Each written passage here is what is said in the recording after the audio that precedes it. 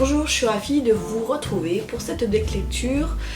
Je vais vous parler de 4 bouquins aujourd'hui, 3 on va dire coups de cœur, deux coups de cœur, un bouquin que j'ai trouvé sympa et une vraie déception. Je vais commencer par la vraie déception, comme ça c'est fait. On commence par le mauvais, ce qui m'a pas plu. Alors ma déception, c'est Aux livres exquis de Fanny van der Merch. Je pense que ça se prononce comme ça, c'est aux éditions Charleston, voilà, hop. Je vous montre la couve. Alors ce qui m'a plu dans ce bouquin, bon, déjà je l'avais trouvé vraiment pas cher. Je l'ai payé 5 €, neuf. Et puis c'était le résumé qui m'avait vraiment intéressée parce que en fait on parle d'une jeune femme qui s'appelle Chloé qui s'ennuie. Elle est mère au foyer, elle a un enfant que là il peut avoir 6 ans à peu près. Elle est mariée, son mari travaille, elle ne travaille pas donc elle s'ennuie. Et un jour elle répond à une petite annonce pour travailler dans un café littéraire. Et donc c'est bien sûr le thème du café littéraire qui m'a plu, parce que je me suis dit, bah, on va parler de bouquins, on va parler de librairie, et j'adore vraiment les livres qui parlent de livres. En fait, ça me plaît toujours quand on parle de librairie, de bibliothèque. Donc je me suis dit, ok, ça a l'air sympa, même si c'est une romance, puisque c'est une romance. Et en fait, je suis, mais alors, hyper déçue. Ça c'est... Bon, déjà, j'aime pas tellement les romances à la base, j'en achète jamais. Donc là, c'était vraiment le thème qui m'avait plu. Et en fait, je suis super déçue parce qu'on parle pas de livres, on parle que d'une histoire d'amour mièvre, gnangnan. Et tout ce qui est autour des livres, ça passe complètement à la trappe. Donc en fait, Chloé, elle va répondre à une petite annonce, puisqu'on cherche une serveuse dans un café littéraire, donc un café librairie. Elle répond à l'annonce, elle se présente, et elle est embauchée. Et puis bien sûr, bah, vous vous doutez bien qu'il va y avoir une histoire d'amour. Là, l'histoire d'amour, elle aura lieu avec le patron du bar. Alors, ce qui me gêne dans ce bouquin, c'est que d'une part, on ne parle pas, comme je vous l'ai dit au début, de livres. Chloé, c'est une femme qui a fait des études de lettres, c'est ce qu'elle nous dit. Et en fait, en gros, à un moment donné, j'ai été choquée, on va dire, parce qu'elle dit « j'aime pas lire ». Ou je lis quand je m'ennuie. Sinon j'aime pas trop lire. Ouais c'est ça, elle dit j'aime pas trop lire ou je lis quand je m'ennuie. Pardon, tu travailles dans une librairie et t'aimes pas lire et tu lis seulement quand t'as une heure à tuer dans la salle d'attente du médecin. Déjà ça me choque. Et d'autre part, tous les clichés sont dans ce livre. C'est-à-dire que Chloé, elle est très maladroite. Bien sûr elle va tomber amoureuse du patron qui est complètement mystérieux, ténébreux, pas sympa au début avec Chloé, mais pas sympa avec elle parce qu'il n'arrive pas à oublier son ex-femme. Et finalement, ça va se finir par une super histoire d'amour entre tous les deux, mais ça, vous le voyez au bout de la 20e page, donc je vous spoile pas du tout. Vous rajoutez là-dedans le guet de service et vous avez tous les clichés de la romance feel good, mais vraiment cucu, la praline, ras les pâquerettes. Et moi, je trouve que dans cette romance, bon alors, vous me direz, il fait 178 pages, donc ça va vite. Il n'y a rien à... Moi, je trouve qu'il n'y a rien à sauver. D'habitude, j'arrive toujours à sauver quelque chose dans un livre. Là, j'y arrive pas. Vous rajoutez à ça, en plus, une pauvre histoire où elle va retrouver ses origines au Maroc, je sais pas quoi. Mais c'est vraiment... voilà. Il n'y a aucun intérêt dans ce livre. En tout cas, moi, je n'y ai trouvé aucun intérêt. Je suis hyper déçue parce que je m'attendais complètement à autre chose. Donc dites-moi si vous, au contraire, vous avez lu ce livre et vous l'avez adoré parce que quand je suis allée voir les notes sur Livre Addict ou sur Babelio, c'est très mitigé. Soit on a adoré, soit on n'a pas aimé. Donc je respecte tout à fait les gens qui ont aimé cette romance. Mais moi, je suis du côté des gens qui n'ont pas aimé. Voilà, donc dites-moi si vous, ça vous a plu ou si, comme moi, vous avez été déçus. Ensuite, je passe à un coup de cœur. Donc il s'agit de Chevauche Brume de Thibault Latil-Nicolas aux éditions de Nemos. Hop. Alors ce bouquin, je l'avais repéré quand il est sorti au mois de février. C'est d'abord en fait la couve qui m'a vraiment plu parce que j'adore. J'adore cette couverture, je la trouve magnifique avec ces cavaliers là qui s'avancent dans une sorte de pointe comme ça. Enfin il y a un cavalier et des personnages qui sont en armes, des soldats, ils sont à pied. Alors dans ce bouquin on est déjà dans de la fantaisie. C'est un premier roman. Et l'auteur écrit merveilleusement bien. J'ai été vraiment surprise parce qu'en général les premiers romans c'est toujours un peu tâtonnant, débutant forcément, et on trouve parfois soit des clichés, soit des erreurs de débutants, avec trop de dialogues qui servent à rien, qui desservent l'action, ou alors trop d'action. On est souvent là-dedans. Là, pas du tout. Déjà, première chose, c'est magnifiquement bien écrit. Et moi, je n'avais pas l'impression de lire un premier roman. Donc déjà, au niveau de la plume, vous pouvez être rassurés. Ensuite, ce qui m'a plu dans ce livre, c'est qu'on est plongé dans un 15e siècle. Je situerais 15e ou 16e siècle. Donc fantasmé, bien sûr, imaginaire, dans un royaume. On a une carte d'ailleurs au début. Voilà. Hop. Royaume. C'est le Bleu Royaume. Et en fait, ça commence sur une scène de bataille où on va suivre une compagnie. Donc la 9e compagnie, en fait, qui est formée de différents soudards, on va dire des soldats. Il y en a qui sont cavaliers, il y a un médecin. Et ils doivent repousser des hordes de barbares. Donc on commence là-dessus, parce qu'en fait ça va nous permettre, nous lecteurs, de situer tous les personnages que je qualifierais de anti-héros. Ce sont des personnages que l'on va aimer, que l'on va détester à la fois. Ils ont tous de bons côtés, mais surtout ils ont tous de mauvais côtés. Et c'était vraiment appréciable de voir ces personnages qui se jettent dans la bataille et qui forment cette compagnie. Comme cette compagnie gagne cette bataille, elle est récompensée par le roi, en quelque sorte récompensée. Vous allez voir pourquoi, parce qu'il confie une mission à la 9e compagnie, c'est d'aller d'aller explorer la brume d'encre. Donc il y a une espèce de brume qui fait un peu comme une marée, qui envahit le nord et puis qui refoule. Et en fait cette brume d'encre, c'est problématique parce que en sort des créatures monstrueuses et sanguinaires qui déciment tout. Les troupeaux, les villageois. Et cette brume d'encre a toujours existé, mais en fait, ces temps-ci, il y a beaucoup plus de créatures, et ces créatures sont quand même beaucoup plus dangereuses qu'avant. Donc, le roi demande à la 9e compagnie d'aller explorer cette brume d'encre et de voir si on ne peut pas endiguer le flot de ces créatures monstrueuses et terrifiantes. Et donc, la 9e compagnie va se créer autour de quelques personnages assez forts, au caractère assez fort, et de mages, parce qu'on est dans un monde de fantasy, donc il y a des mages qui manipulent la magie, qui peuvent faire léviter des objets par exemple. Donc on va d'abord avoir la création de cette compagnie. Ça m'a beaucoup fait penser, mais c'est bon, c'est complètement autre chose bien sûr, à la création de la compagnie dans Le Seigneur des Anneaux, hein,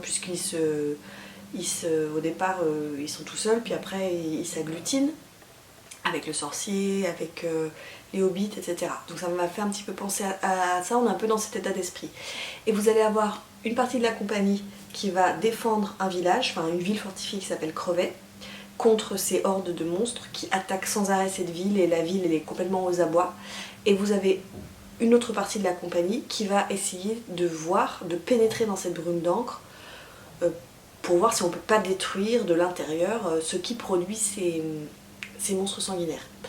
Là où c'est bon, donc je vous l'ai déjà dit, c'est très bien écrit, les personnages ce sont des anti-héros et moi j'ai adoré les suivre, il y a beaucoup d'humour, les dialogues tombent toujours je trouve au bon moment et servent vraiment bien l'action, servent bien la description, on n'a pas de dialogue pour combler les trous. Et ce que j'ai aimé, la troisième chose que j'ai aimé dans ce bouquin, c'est qu'en fait finalement l'auteur nous amène, tout comme ces personnages, là où on ne voyait pas les choses venir.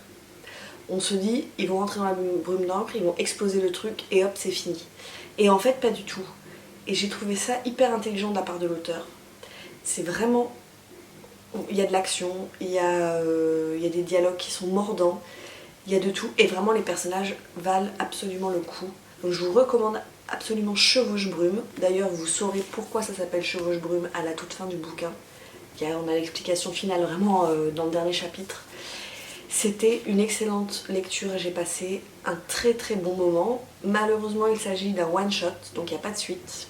On avait discuté au salon du livre avec l'auteur et moi j'attends vraiment, cet auteur, voilà, je vais guetter ce qu'il fait à l'avenir.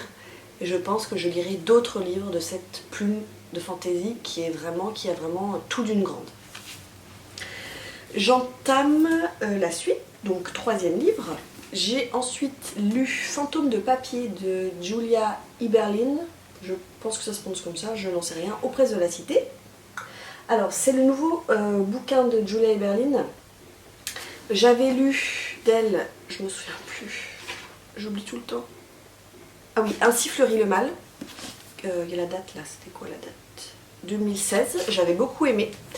Et là c'est son nouveau thriller. Alors en fait on va suivre une jeune fille qui s'appelle Grace, qui a perdu sa sœur. Sa sœur a été enlevée il y a 15 ans de ça je crois, voire peut-être non, moi je n'en sais pas trop, bon il y a une dizaine d'années, voire 15 ans, sa sœur a été enlevée et elle pense avoir retrouvé le kidnappeur et le tueur de sa sœur, parce qu'elle pense que sa sœur est morte forcément. Donc elle pense l'avoir retrouvé et il s'agit d'un photographe qui est maintenant sénile et qui est dans une maison de retraite. Donc en fait elle va lui rendre visite, elle, tous les jours, et elle fait croire, comme il se souvient de rien, elle lui fait croire qu'elle est sa fille naturelle. Elle va lui proposer un séjour, de faire un road trip, ça se passe au Texas, donc de faire un road trip dans le Texas avec son vieux père pour un peu lui sortir la tête de cette maison de retraite. Bon, donc ça part comme ça. Et en effet, elle l'emmène avec elle dans une voiture qu'elle a louée, et en fait, elle a en tête toute autre chose. Ce papy là, qui photographe sénile, serait un serial killer. Il aurait tué donc plusieurs jeunes femmes, et en fait, elle veut l'emmener sur les traces de ces meurtres, j'ai envie de dire, de là où il a commis les crimes, pour que en fait il lui avoue qu'il a tué telle femme et qu'enfin il lui avoue le meurtre de sa sœur.